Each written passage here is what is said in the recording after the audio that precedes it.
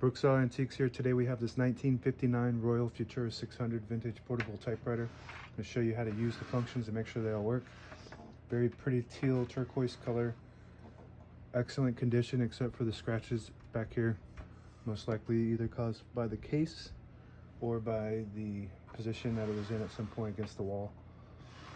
Very pretty. Up top is the adjustable paper guide that helps you guide the page in straight. And I like to line this up with the edge of the platen, which is this main roller that feeds the page. So we're going to line up the page with that adjustable paper guide, and this is the paper bail that sits on top, holds the page down, and these rollers are also adjustable. This model has magic margins. So right now the margins are on the edge of the page, but if you wanted them closer to the middle, you just put the cursor where you want the margin and then hit the button at the top left, and that's your left margin. If you want to move it back towards the edge, you hold the button and move the carriage at the same time, and it sets it at that spot. Same concept with the right side. Say I wanted it here in the middle, hit the magic margin button, and that's where it sets it. If you want it closer to the edge, hold the carriage release and the magic margin at the same time, and it slides it to the end.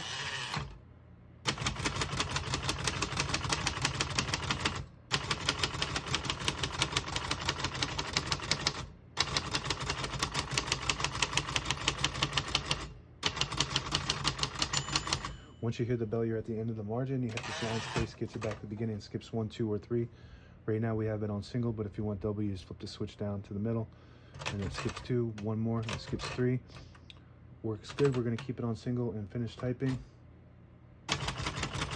As you can see, all the keys type nice and none of them skip or stick. I'll type a sentence in red on the next line.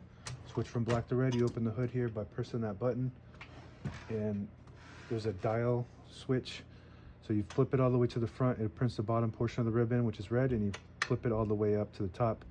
It doesn't print anything, it prints a stencil, which is just for copying purposes. Put it in the middle, it prints the top portion of the ribbon. So now we're gonna print red on the next line here.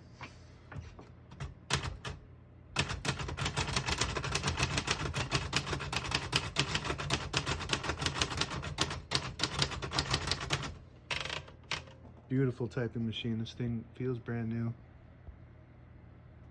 It looks almost brand new besides some minor scuffs in the back, but in the interior is very clean too. I don't know how well you can see some of this with the lighting and whatnot, but it's just, there's no dust in there, rust or anything. It's just very clean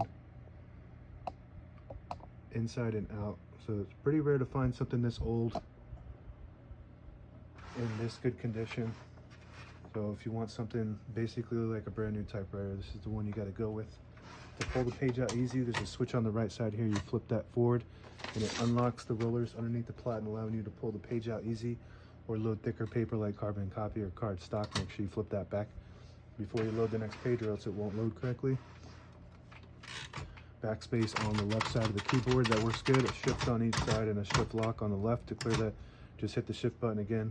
Got a tab on the top right. I don't know, we got one tab set in the middle right now. To clear it, hit the clear button on the top left here.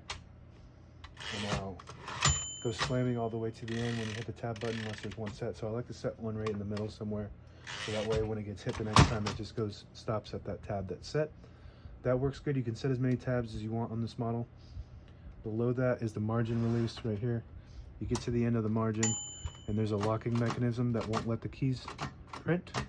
And if you hit that margin release, it will allow you to print past that block all the way to the end of the platen. That works good. We're going to open the hood again and put this switch back in the middle to print black, the top portion of the ribbon. And then we have our touch control on the left side here. The higher you go on the touch control, the more tension there is on the keys. So you got to kind of push it down and then push this down at the same time to move it. And the higher you go, the more tension. Prints really fast, but you have to hit the keys harder from the print.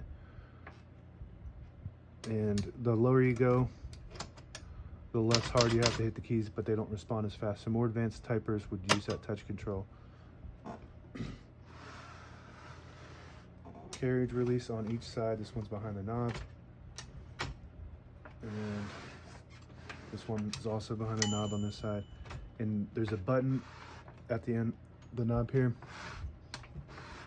If you push it in, it'll disable the spacing when you hold it like that. When you turn the knob, if you let it go, got those clicks. Each one of those clicks is one space, and that just helps you get to an exact spot on the page without having to navigate through each of the space clicks. Same concept with this lever right here. You flip that forward and it unlocks that spacing. Push it back and you got the spacing. Each one of those clicks is one space. And that's it. Now available on eBay or Etsy. Search Brooksaw Antiques.